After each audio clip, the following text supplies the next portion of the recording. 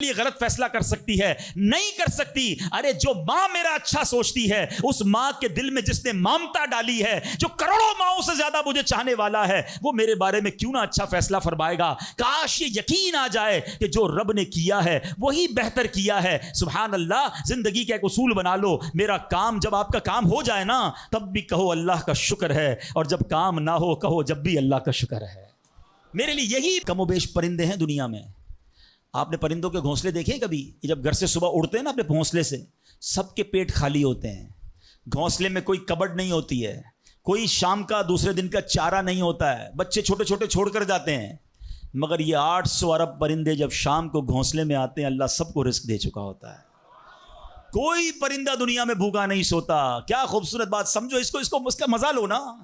رب ہاتھی کو من دیتا ہے، اس کو ہاتھی کو کتنا کھانا چاہیے؟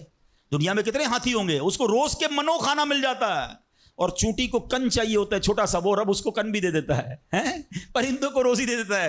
اور جو اشرف المخلوقات ہیں وہ ٹینشن کھا رہے ہیں، وہ کبھی بلڈ پریشر کی گولی، تو کبھی شوگر کی گولی، کبھی ڈاکٹر کے پاس، ٹینشن بہت ہے ڈاکٹر صاحب 2 سال بعد کیا ہوگا، مارکیٹ ڈاؤن۔ ارے بھائی تب سب چیزوں کا وعدہ ہے اور تم اس ٹینشن میں رہ گئے۔ ارے یہ کوشش کرنی تھی تو آخرت کی کرنی تھی، اللہ کو راضی کرنے کی کرنی تھی۔ لیکن ان تمام باتوں کے باوجود، جیسے میں نے کہا نا کہ چھوڑنا نہیں ہے کام کاج، کچھ بے وقوف لوگ یہ سمجھ رہے ہوتے ہیں ایسا نہیں ہوگا۔ بڑی خوبصورت ایک بات اور کر دوں کہ اللہ پر بھروسہ کیسا کرنا ہے۔ ایک صوفی بزرگ شیخ سعدی لکھتے ہیں کہ ایک شخص تھا، گھر سے محنت مزدوری کے لیے، کام کاج کے لیے نکلا۔ اس نے دیکھا کہ ایک لومڑی ہے، اندھی ہے، اپاہج ہے، نہ دیکھ سکتی ہے نہ چل سکتی ہے۔ وہ حیران ہو گیا، ہاتھ پیر بھی نہیں، آنکھیں بھی نہیں، یہ لومڑی کھاتی کہاں سے ہے؟ چیک کرتا ہوں۔ تھوڑی دیر بیٹھا تو ایک شیر آیا، شیر نے کہیں سے شکار کیا تھا، اپنا شکار لومڑی کے آگے ڈال دیا۔ اندھی لومڑی، اس نے جو کھانا تھا کھایا، باقی شیر لے کے چلا گیا۔ اس نے کہا کمال ہے جناب، اپاہج لومڑی کو رب رزق دیتا ہے تو مجھے کیا ضرورت ہے نوکری کرنے کی، مجھے کیا ضرورت ہے کام کاج کرنے کی؟ جا کے بیٹھ گیا مسجد میں، 3 دن ذکر کرتا رہا، عبادت کرتا رہا، ایک دانہ کھانے کو نہیں ملا، اللہ اللہ اللہ اللہ کر رہا ہے۔ اس کے بعد جب بھوک سے بے حال ہو گیا تو اللہ سے فریاد کی، یا اللہ مجھے کوئی رزق نہیں ملا۔ کیا شاندار ارشاد ہوتا ہے، ابھی کیسا زبردست جملہ ہے۔ ارشاد ہوا تو نے لومڑی دیکھی ہے، شیر نہیں دیکھا ہے؟ لومڑی کیوں بننا ہے؟ شیر بننا، اپنا رزق بھی کما اور دوسرے کو کھلانے والا بن جا۔ کچھ لوگ سمجھتے ہیں مجھے کوئی اور کھلا ہے، میرا بھائی کما رہا ہے میں گھر میں بیٹھا مزے کرتا رہوں۔ نہیں، فرمایا ایک بلکہ واقعہ آتا ہے، ایک بزرگ کے بارے میں آتا ہے، ایک شخص گیا، کہا میں نمازیں پڑھ رہا ہوں، عبادت کرتا ہوں، میرا بھائی مجھے سپورٹ کرتا ہے، وہ روزی کماتا ہے۔ فرمایا تیرا بھائی تجھ سے زیادہ افضل ہے۔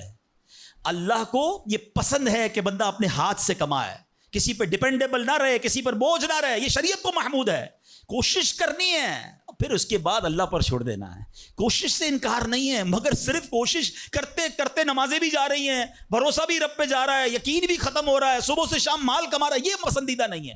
تو ان دونوں چیزوں میں فرق کرنا ہے اور اللہ پر یقین رکھنا ہے، پھر دیکھیں انشاءاللہ کیسے دنیا اور آخرت کی برکتیں ملتی ہیں۔ تو بہرحال میرے پیارے اسلامی بھائیوں، کاش یقین مل جائے تو پھر دیکھیں یقین کیسے کام بناتا ہے۔ امام حسن بصری نے ایک حدیث پاک بیان کی، آپ فرماتے ہیں، حدیث سنیے گا، پیارے آقا علیہ الصلوۃ والسلام فرماتے ہیں، لوگوں کو اس دنیا میں سب سے بہترین چیز یقین اور عافیت عطا کی گئی ہے، لہٰذا اللہ پاک سے ان دونوں چیزوں کا سوال کیا کرو، اللہ سے یقین مانگے اور اللہ سے عافیت مانگے۔ امام حسن بصری جب حدیث پاک بیان کی نا تو فرمایا، رسول اکرم علیہ الصلوۃ والسلام نے سچ فرمایا، یقین ہی کی برکت سے جنت ملتی ہے، یقین ہی کی برکت سے آدمی جہنم سے دور بھاگتا ہے، یقین ہی کی برکت سے فرائض پورے ادا کرتا ہے، یقین ہی کی برکت سے آدمی ایمان پر ثابت قدم رہتا ہے، اور عافیت میں بڑی بھلائی رکھ دی گئی ہے۔ اے کاش ہمیں یقین ملے، ہمیں عافیت ملے۔ حدیث پاک میں آتا ہے، حدیث قدسی ہے، اللہ پر کیسا بھروسہ رکھنا ہے؟ انا عند ظن عبدی بی، میں اپنے بندے کے گمان کے نزدیک ہوتا ہوں جو مجھ سے رکھے۔ مفتی احمد یار خان نعیمی اس حدیث پاک کے تحت فرماتے ہیں، یہاں عبد سے مراد بندہ مومن ہے، یعنی بندہ میرے بارے میں جیسا یقین رکھے گا میں ویسا ہی اس کے ساتھ معاملہ کروں گا۔ بس یہ سمجھ لو آج بات، میرا اللہ بہتر فرمائے گا، رب میرے لیے بہترین فیصلہ کرے گا، وہ مجھے پالنے والا ہے، میری ماں سے زیادہ چاہنے والا، یقین تو کرو نا اس پر۔ لوگوں کو اللہ پر ہی یقین نہیں رہا ہے، میرا تو کام ہی خراب ہو جاتا ہے، اللہ معاذ اللہ، اب اس پہ کفریہ کلمات بھی کہہ دیتے ہیں، میرا تو جناب مسئلہ ہی حل نہیں ہوتا، میری دعا تو رب سنتا ہی نہیں ہے، میری مشکل آسان وہ کرتا ہی نہیں ہے۔ تم کھڑے نہیں ہو سکو گے. تم اللہ سے بدگمان نہ رہنا. اللہ کرے کہ انسان یہ سمجھ جائے کہ مجھے رب پر اچھا گمان رکھنا ہے. شاعر کہتے ہیں نا، جو سوچتا ہوں وہی بات ہونے لگتی ہے. پوچھو پازیٹیو لوگوں سے، ان کے ساتھ پازیٹیو جب سوچتے ہیں پازیٹیو ہونے لگتا ہے. جو سوچتا ہوں وہی بات ہونے لگتی ہے. جڑا ہوا ہے زمانہ میرے گمان کے ساتھ. اچھا سوچو گے تمہیں اچھا ملے گا. اب غور فرمائیے، جب یہ ذہنی بندہ بنا لے یار سچ سے کاروبار نہیں چلتا، تو پھر آپ کو برکت کاروبار میں کیسے ملے گی؟ پہلے ہی آپ نے یقین کر لیا ہے. جب یہ ذہن بنا لے کہ نماز کے لیے وقت نکالا تو کام میں نقصان ہو جائے گا، تو پھر کام میں ترقی بھی نہیں ملے گی. اب ذہن بنا لیا کہ ترقی کے لیے صرف دنیا کی ڈگریاں کمانی ہیں، تو پھر قرآن کریم کی برکات کہاں سے نصیب ہوں گی؟ جب یہ ذہن بنا لیا کہ آج نیکی کا دور ہی نہیں ہے، کچھ لوگوں کا ذہن بن گیا ہے بھائی جناب کوئی نیکی کا دور نہیں ہے، تو پھر نیکی کی برکت بھی نہیں ملے گی.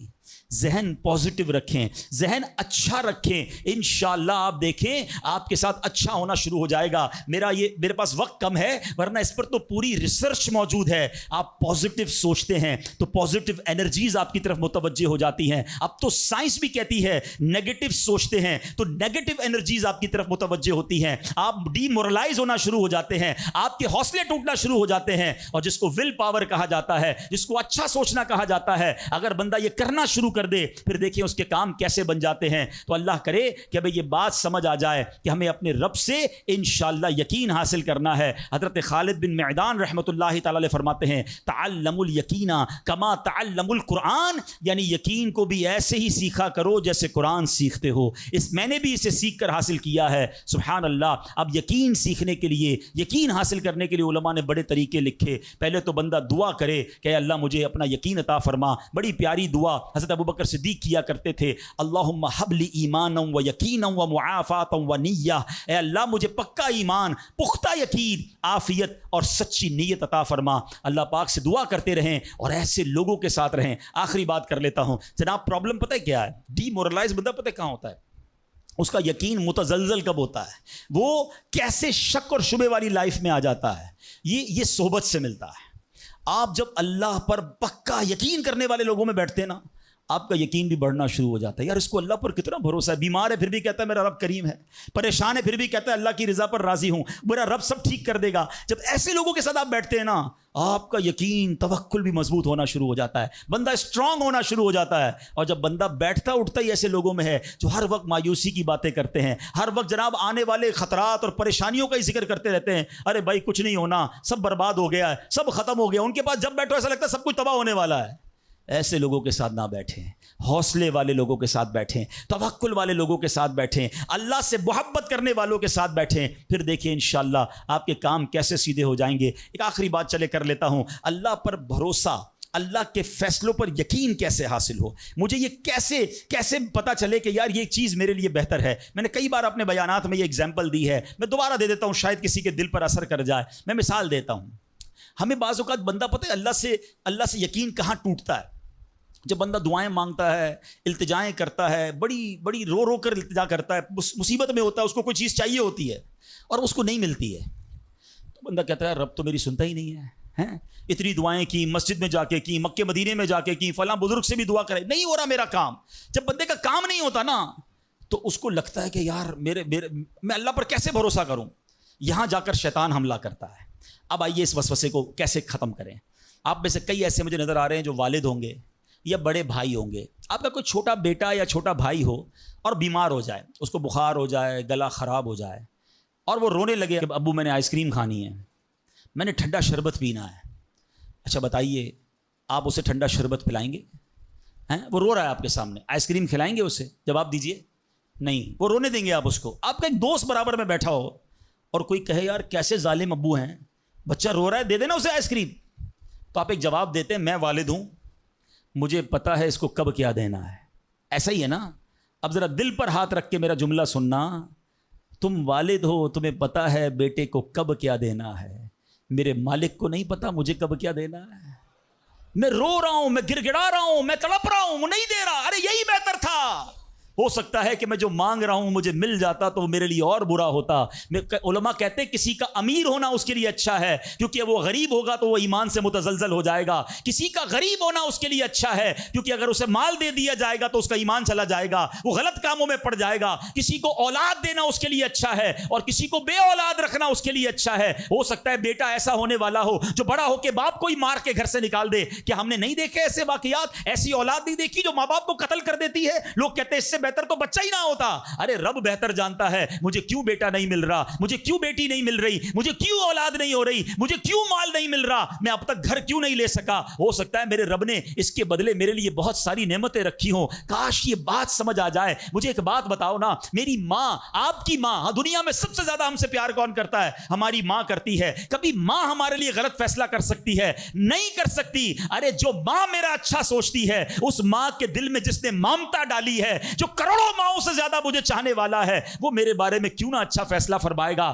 کاش یہ یقین آ جائے کہ جو رب نے کیا ہے وہی بہتر کیا ہے. سبحان اللہ. زندگی کا ایک اصول بنا لو, میرا کام جب آپ کا کام ہو جائے نا تب بھی کہو اللہ کا شکر ہے, اور جب کام نہ ہو کہو جب بھی اللہ کا شکر ہے. میرے لیے